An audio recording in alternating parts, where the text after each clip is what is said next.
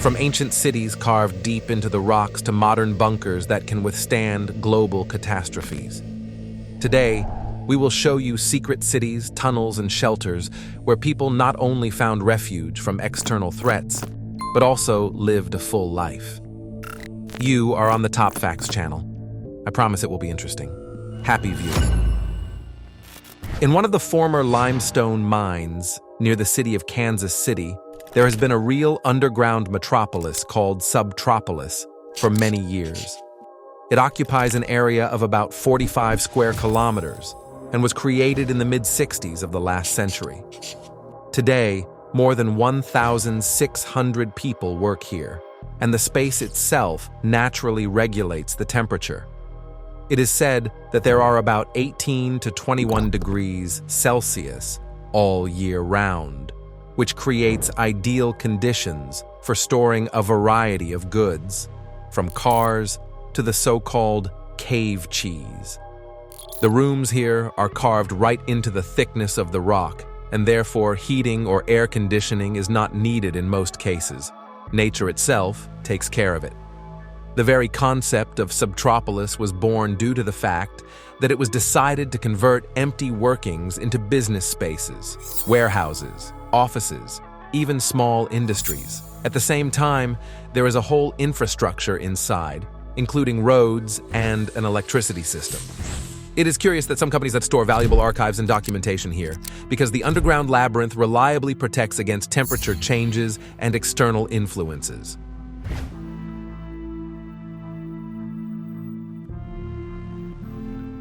In Portland, Oregon, there is a network of underground passages known as the Shanghai Tunnels. They were built in the 19th century and connected the piers on the waterfront with shops, bars, and hotels.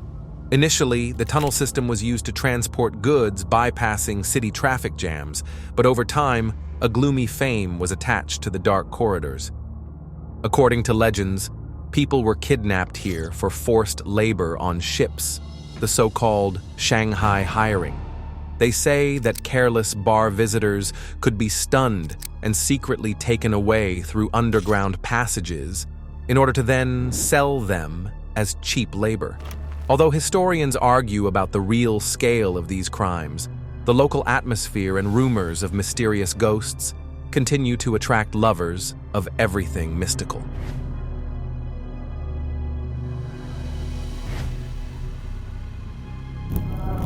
In the gigantic city of Tokyo, which has suffered from heavy rains, typhoons, and even potential tsunamis for many decades, a unique underground structure known as the Floodwater Drainage Room has been created. This world's largest drainage system cost the government a whopping sum, but the result was worth it.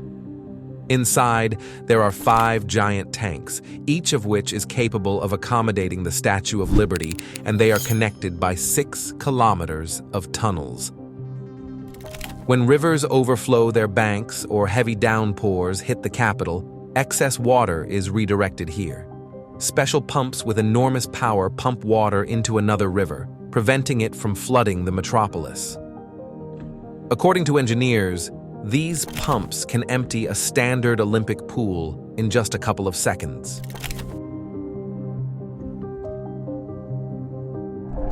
Just as Naples is noisy and shimmering with colors on the surface, its dungeons have their own amazing history. The Napoli Sotterranea system is believed to have been founded more than 2,400 years ago. Initially, the ancient Greeks began carving passages, and the Romans subsequently expanded the network to store supplies and water. Over the centuries, some of the tunnels were used for secret trade, where the black market flourished, and during World War II, these underground caves and passages became a shelter for thousands of people. They say that here you can find old toys, dishes, and even medical bottles. Evidence that ordinary families literally lived underground, fleeing from bombing. One of the most famous parts of these dungeons is the so-called Bourbon Tunnel, which once connected the royal residence with military barracks.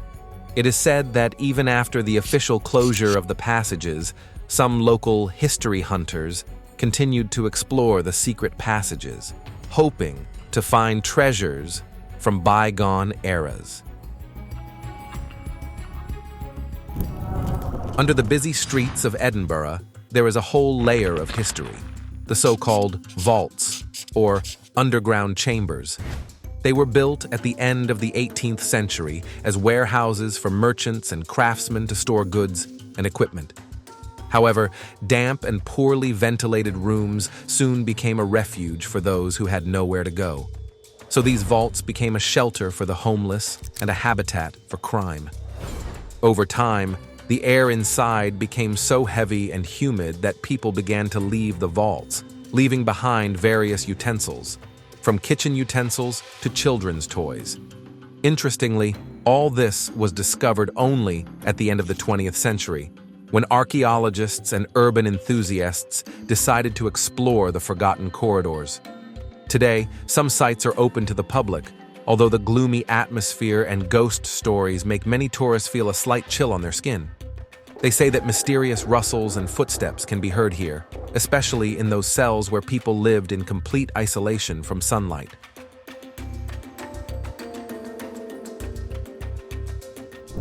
Sometime in the 70s of the last century in Beijing, fearing a possible war with the Soviet Union, they began to build an underground city called Dixia Cheng. This is a complex network of tunnels and halls, which was built by hand by local residents. The depth is about 85 meters, and the total area should have been enough to shelter hundreds of thousands of people in the event of a nuclear attack or massive bombing. According to some reports, the labyrinth, which was nicknamed the Underground Great Wall, had shops, schools, cinemas, and even an ice rink. The entrances were disguised as ordinary buildings and shops, so that the enemy did not even suspect such a large-scale bomb shelter. After the collapse of the Soviet Union, construction was gradually curtailed and many sections fell into disrepair. Today, homeless people live here, and it is rumored that some of the corridors are still guarded, as they may contain strategic supplies and important archives. This vast underground world is a reminder of how far people can go to protect themselves from war. In the northern part of France, in the town of Anne, there is a system of tunnels that date back to the Middle Ages. Initially, they were built as a secret shelter from military attacks. Local residents could hide here during a siege and not be afraid of shelling. But these dungeons gained real popularity during the First World War, when Entente soldiers descended here. On the walls, you can see thousands of graphic images and inscriptions that soldiers left in between battles. Many of the drawings are real works of art, reflecting the emotions and experiences of people who find themselves in the epicenter of the military hell. It is impressive that most of these frescoes have miraculously survived to this day, and, according to historians, now serve as invaluable evidence of the life and everyday life of those times. In some nooks, they find abandoned personal belongings and military equipment. Archaeologists believe that some sections of the tunnels have not yet been fully explored.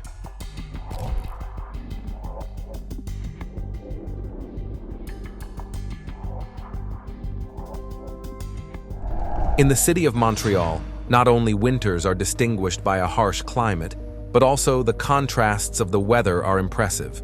Sometimes severe frosts, sometimes humid heat.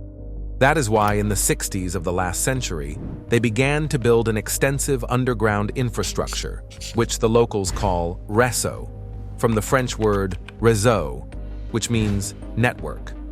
Today, this network has tens of kilometers of corridors connecting shopping centers, hotels, office buildings, and metro stations.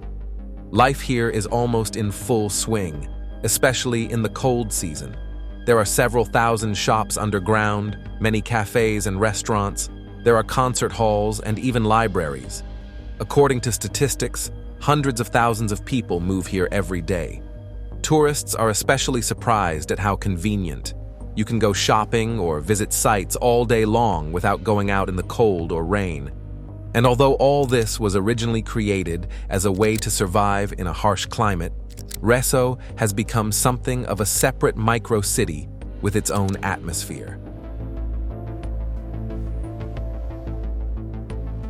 In the Andalusian town of Setenil de las Bodegas, houses and cafes seem to be rooted into a giant rock. This place looks as if a huge block of stone has literally covered the streets and buildings.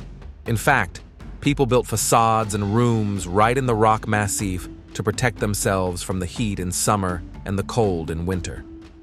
It is said that the first settlements here arose in prehistoric times when natural caves served as a safe haven for local residents.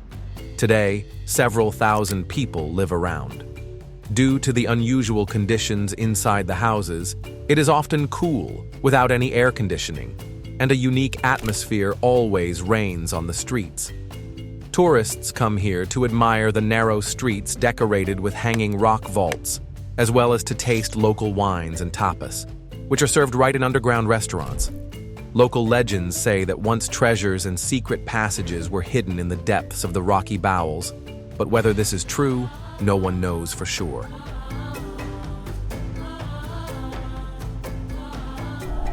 In the Czech city of Pilsen, from the 13th to the 19th century, an extensive system of underground passages and rooms was formed. Originally, they were dug under houses to store water, food, and of course the famous beer. Gradually, the warehouses and basements were connected by tunnels, forming a network several tens of kilometers long. Interestingly, in addition to storing supplies, these tunnels also served as a sewer, which was an advanced solution at the time. When part of the system was abandoned, excavations began, during which archaeologists found many medieval artifacts: jugs, utensils, brewing tools. Today, tourists are invited to look into some parts of the dungeon, where you can feel the long history of Bohemian brewing and find out what secrets were hidden under the peaceful streets of this small Czech town.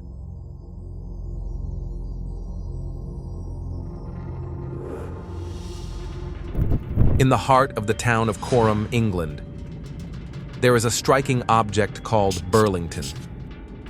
It began to be built in the mid-50s of the last century, when the threat of nuclear attacks seemed quite real. It was planned that it would be a secret underground city capable of accommodating several thousand people in the event of an atomic war. Whole kilometers of roads were laid underground, communication centers were equipped, a hospital was deployed, and resources were stored for 3 months. Everything was designed to be completely isolated from radiation, toxic gases, and any military threats. According to rumors, there was even a special branch that directly connected to the London-Bristol railway line so that the British royal family could quickly evacuate. As a result, Burlington was never officially involved, and after the collapse of the USSR, the project was recognized as redundant. However, there is talk that the underground passages have been preserved in good condition and can be activated in an emergency.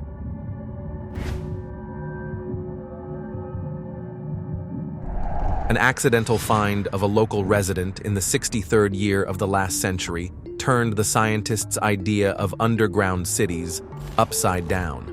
Dismantling the wall near his house, the man found that a huge space was hidden behind it. As a result, it turned out that he stumbled upon one of the largest underground complexes in the world, called Derinkuyu.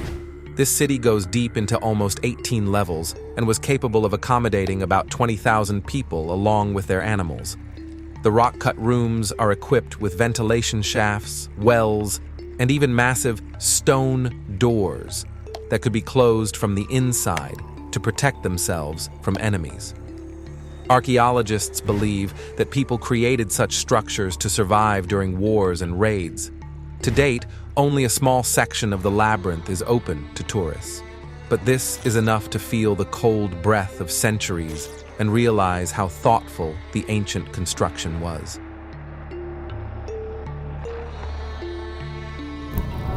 The Kish system is believed to have been built about 2,500 years ago when trade flourished on the island of Kish, and a whole city grew. This underground labyrinth stretches for many kilometers and lies at a depth of up to 16 meters. The main task of Karize was to collect, filter, and store water. The fact is that the island is very hot, and fresh water here is worth its weight in gold. It is curious that the vaults of the tunnel are lined with fossils and shells, the age of which is more than 100 million years. Excavations have shown that the area was once the seabed, and this is another reminder of how amazing the history of the planet is. Over time, the water supply system became obsolete, and the underground galleries were forgotten. But now, some halls house art galleries, cafes, and even small souvenir shops. Tourists can stroll under the ancient vaults, admiring the prints of fossil creatures on the walls.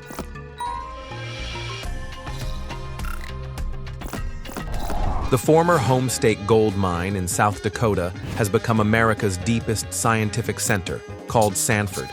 There are kilometers of workings underground, where scientists conduct research in the field of elementary particle physics and cosmology. At great depths, the thickness of the rock protects the instruments from cosmic radiation, which is especially important for experiments related to the search for dark matter and the study of neutrinos. It was once the site of the experiment of the famous Raymond Davis, who won the Nobel Prize for his research on solar neutrinos. The spacious rooms are now equipped with laboratories with the latest technology, such as a huge water tank for additional filtering of external noise. Some detectors claim to be so sensitive that they can pick up a lone particle in a colossal background. It's amazing how one of the quietest places on the planet can contribute to solving the greatest mysteries of the universe. The big city of New York is known for its High Park, the High Line, which was built on the site of the former elevated railway. But at the beginning of the 21st century, the Lowline project was conceived, an underground park, which they wanted to create in an abandoned tram terminal in the Manhattan area. Engineers planned to bring sunlight deep through a special system that works on fiber optics and mirrors. Thanks to such an innovative approach, it would be possible to grow plants and even trees in the dungeon.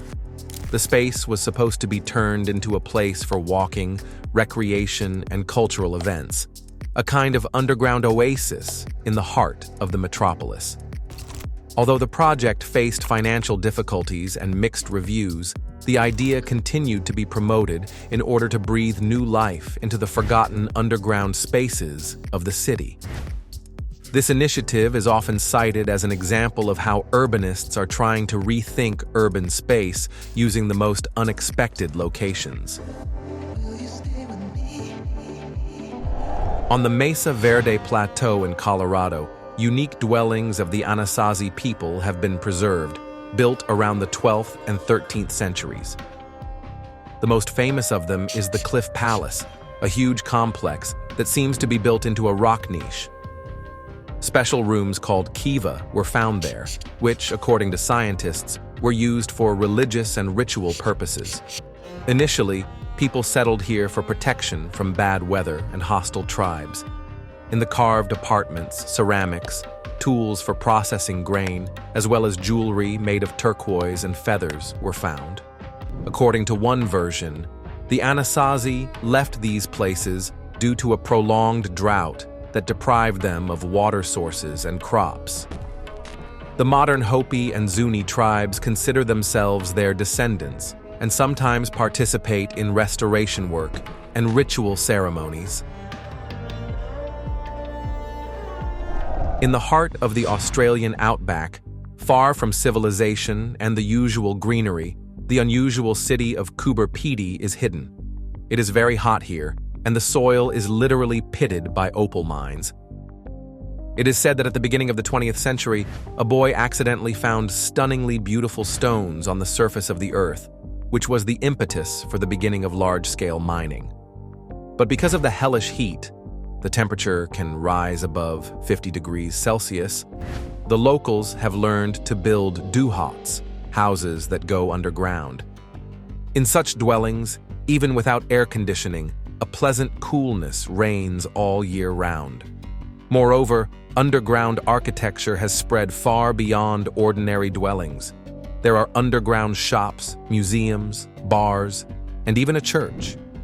According to old-timers, they once found huge nuggets of opals just a few meters from their house.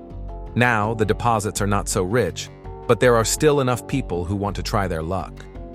Rumor has it that some miners deliberately do not talk about promising veins in order to leave them for the future, because what if opal shoots in price again?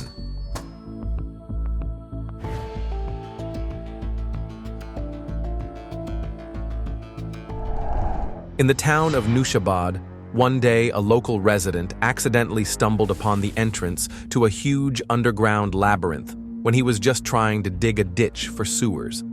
It turned out that this is an ancient city, which, presumably, is more than 1,500 years old. According to historical information, underground rooms were cut into the thickness of the ground so that women, children, and the elderly could hide from enemy attacks. The system lies at a depth of about 3 to 20 meters. It has several levels with their own rooms, stairs, air shafts, and even peculiar traps, so that the enemy who dares to descend gets confused and cannot find a way out. Archaeologists notice that each family carved out its own room, and over time, it all merged into a single network, somewhat reminiscent of a beehive. Oil lamps were used for lighting, and water was obtained from deep wells. Despite the fact that some of the tunnels have already been explored, scientists do not rule out that the underground city may still harbor many secrets. Wright-Patterson Air Force Base is located in Ohio and is known for many rumors about alien technology allegedly hidden there. Especially often appears the so-called Hangar 18, where, according to legends, the wreckage of UFOs and even the bodies of aliens are stored, allegedly found after the Roswell incident in the late 40s of the last century. There is a version that Senator Barry Goldwater once tried to gain access there, but he was resolutely refused, making it clear that the issue was no longer being discussed. Some point out that there is also a network of tunnels near the University of Wright State, but it is allegedly used only for the convenience of moving students between buildings. There is no official confirmation of fantastic stories, but rumors continue to excite the minds of ufologists and conspiracy theorists. Some researchers are even sure that the underground structures at the base go several levels down, hiding secret laboratories there. Whether this is true or not remains unknown.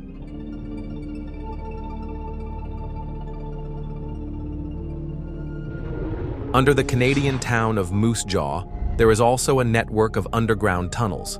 Both historical facts and several controversial legends are associated with them. According to one version, at the beginning of the 20th century, Chinese workers hid in these corridors, fleeing discrimination and high taxes. However, many experts say that not much evidence of this underground life has been found, and some of the stories could be embellished for tourists. Later, in the era of Prohibition in the 20s, the tunnels are said to have been used by bootleggers who distilled alcohol bypassing the authorities. The most striking tale is that the famous gangster Al Capone himself could secretly appear in these corridors to conduct his business, although there is no official evidence here either.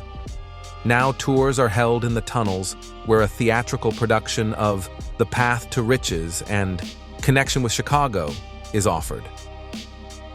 As a result, reality is closely intertwined with myths, making these underground corridors truly attractive to inquisitive travelers.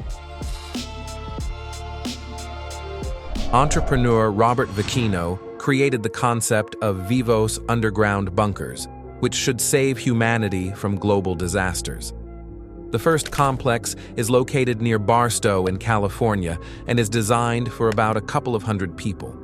The local premises are able to withstand nuclear explosions, fires, earthquakes, and hurricanes. Inside, there are supplies of food, water, and medicine for about a year.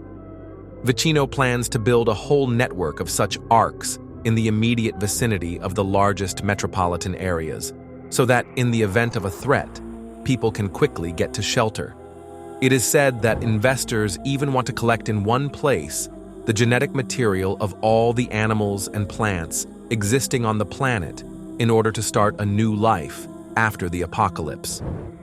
However, all this pleasure costs a lot of money, and many criticize the project for the fact that it's rather accessible exclusively to the elite. Despite this, Vicino himself considers his mission sacred and hopes that in the event of a catastrophe, it is his arcs that will allow the revival of civilization.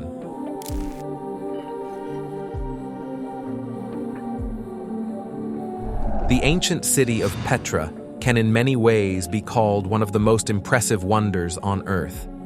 It originated many centuries ago when the Nabateans are believed to have ruled a vast area of Middle Eastern trade routes. The entrance to Petra lies through a narrow and long gorge called Sik. On its sides there are tall rocks in which carved channels for water supply are still visible. The main pearl here is the so-called treasury, a gigantic facade that seems to be carved right into the pink rocks. Inside is a spacious cave that once served as either a temple or a royal tomb. But that's not all. Behind the treasury hides a whole city with many carved facades and more modest buildings.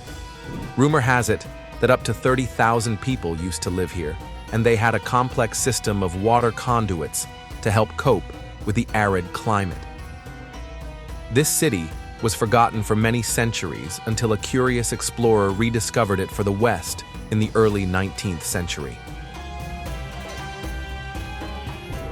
In the Mexican city of Guanajuato, active silver mining began in the 16th century. In order to transport the valuable metal to the factories more conveniently, an extensive underground network of tunnels was built. Later, during the years of the struggle for independence, the revolutionaries used these corridors, hiding from Spanish troops and transferring weapons. One of the most unusual and even creepy attractions here is the Museum of Mummies. Its exhibits are naturally mummified bodies found in the local cemetery due to the specific composition of the soil and the peculiarities of the climate. Many tourists admit that the exposition makes an ambiguous impression, but at the same time tells about the traditions and attitude to death in this culture. In addition to the museum, in the dungeons, you can also find street art, souvenir shops, as well as secret corners where, according to rumors, treasures are still hidden.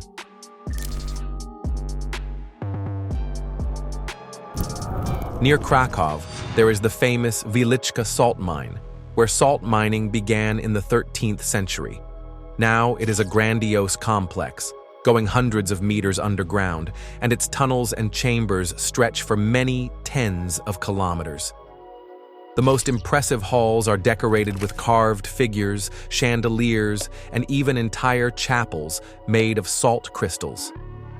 Each hall is like a separate museum pavilion dedicated to the history of salt mining and Polish traditions. Here, you can see underground lakes mirroring the light from salt lamps and taste the crystals if, of course, you decide to lick the walls, although it is not recommended to do this for the sake of preserving the monument and hygiene. Wieliczka is famous for its excellent acoustics, so concerts are sometimes held here or theatrical performances are staged. In addition, since the air is saturated with salt ions, there are wellness areas for breathing therapy. It is said that fresh water used to be stored in separate tanks so that miners could wash off the salt a little during particularly long work shifts.